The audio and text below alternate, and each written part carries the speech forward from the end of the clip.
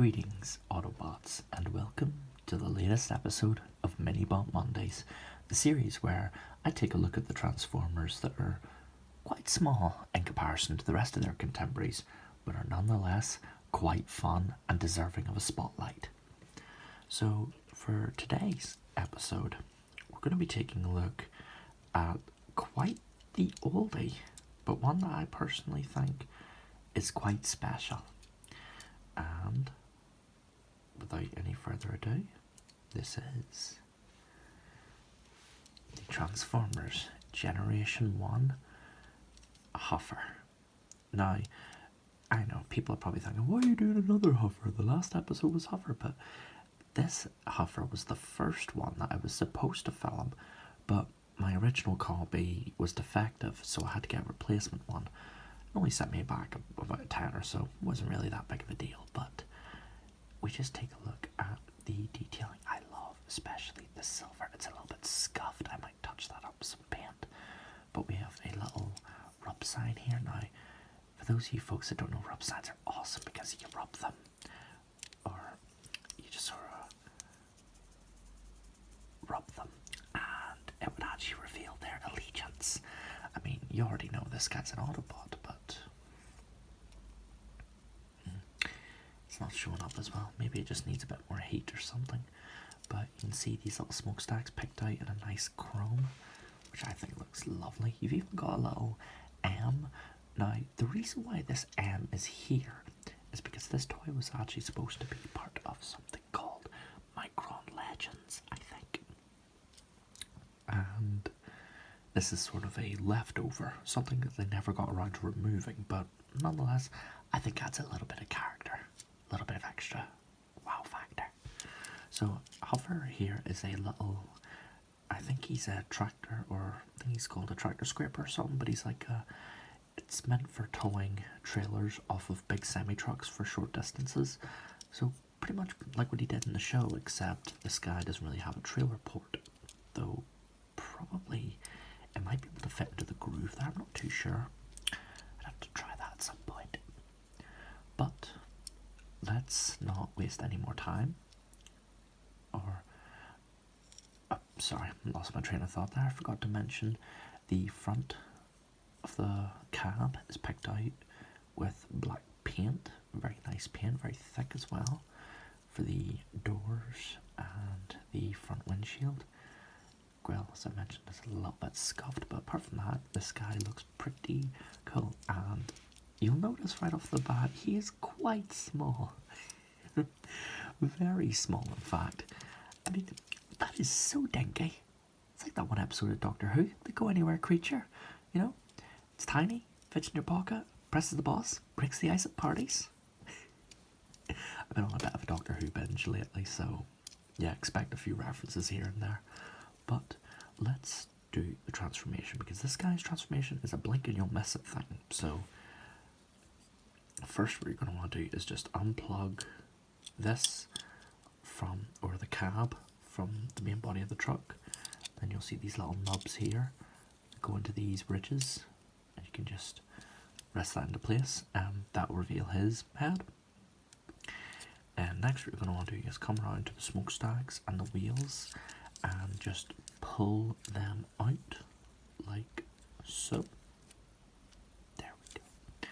And then just rotate the arms, just rotate them up the way, and then finally take the legs and just extend them out. And that's that. There you have G1 Huffer in his robot mode. Now, I know my standard when it comes to Transformers. I love detail, I love posability, but for older figures like this, the simple novelty of a pocket-sized Transformer that you can just flick to and from, like flick, flick, flick, flick, flick, flick, flick. The simple... Come on, Huffer, don't fall apart on me just yet. We still got the video to film. But let's talk about his detailing first, because I think there's a nice bout of detail here. You can notice here he doesn't even have any hands. I mean, this is just a facet of the older Generation 1 toys. These guys didn't really have some of their details just weren't quite there because the engineering just wasn't there to make it. But he does have feet. He's got big old booties. His head is just kind of there. He's got like a sort of sunroof. It's like a portable sunroof. That's a smart fella. Smart fella, that one indeed. But we'll talk about the posability because this posability, it's next to nothing. You can rotate the arms 360. And that's it. No, I'm not joshing you. You can sort of wiggle the legs, but they're just on these plastic brackets, so you really can't get any movement out of it. And the head is just a molded on piece. And while we're on the topic, I'm just looking at the head, picked out there with a nice little bit of silver for the visor. I think it looks terrific. It shines quite nicely on the camera too. But the chrome as well, I'm surprised the chrome is, I mean, this is a reissue, so the chrome is new, but this is an old figure from the 1980s. But you're going to be wanting this guy, you know, given that it's coming up Christmas, you'll be looking for maybe stocking stuffers for your kids, or just maybe even a gift for a family member or a friend who's into Transformers. I would personally recommend this guy. Now, there may be people saying, well, why do you recommend this figure whenever he's super limited in posability and you make a point to criticise or point out posability? And I hear you on that one, folks.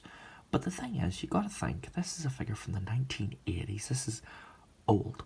This is quite the old Transformer, and this was essentially the cream of the crop back in the day.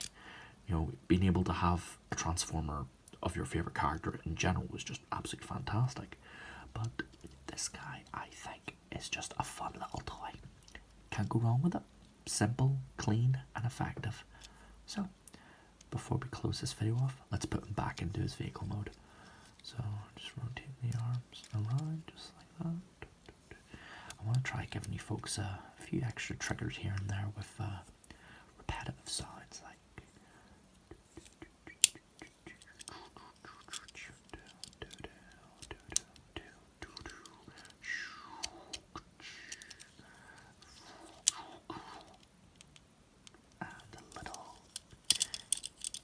let's see if we can just keep that straight there for the time being, so we have a bit more leverage to just push these bits in. It's a little bit stiff, but we can do it. Come on. There we go. There's one.